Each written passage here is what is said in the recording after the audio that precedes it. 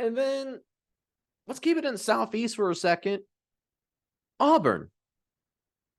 Auburn. What are you doing, baby? What are you doing? Oh, baby, what is you doing? Auburn lost.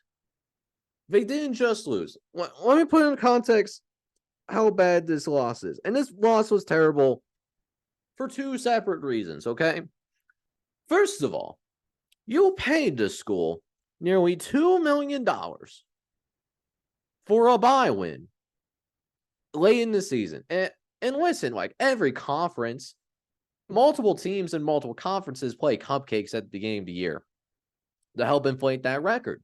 Okay, it's part of the sport. But the SEC is maybe the only ones that are scheduling this late in the season. These teams that are playing FCS teams, it's not just the SEC that's doing this late in the year. Florida State also did against North Alabama. That's a conversation for another time. So Auburn paid this particular school close to $2 million for a bye win. Okay. Not only did Auburn find a way to lose this game, that's not even the most embarrassing part for itself. It's not. It's not even the most embarrassing part for itself. The most embarrassing part, and I read this stat off of ESPN, is this is the worst loss by an SEC team against a non-conference opponent when favored by 10 points or more in the last 43 seasons. Worst loss. Auburn, when this line closed, Auburn was a 25.5 point favorite. And it was a 20-something point win. It was that. But it wasn't Auburn. It was New Mexico State. New Mexico State won this game. And it might be the biggest upset in college football, the way that this year has been. And it's not just that New Mexico State won this game. They controlled this game the entire time.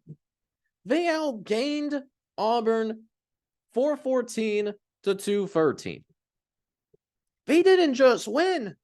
They dominated the Auburn Tigers. And a shout out to Jerry Kill. That dude has found a way to win at New Mexico State. That is one of the hardest jobs in Division I football to find a win. Now, you see their record. You might notice New Mexico State's record is at 9-3. They still have one more game left.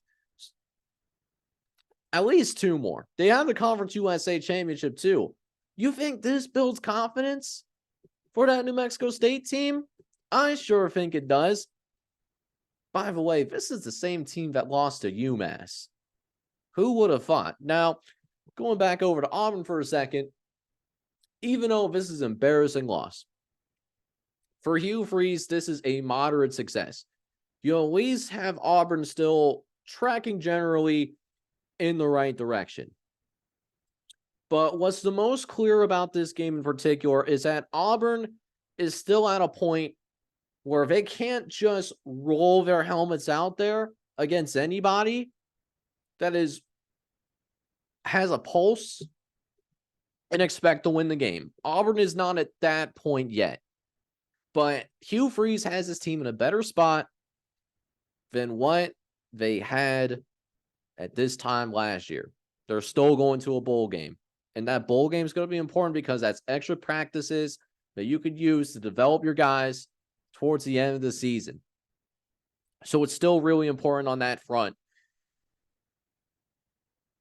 It's not going to get better for Auburn, though, at least this year, at least in the regular season. Auburn's still going to be at home.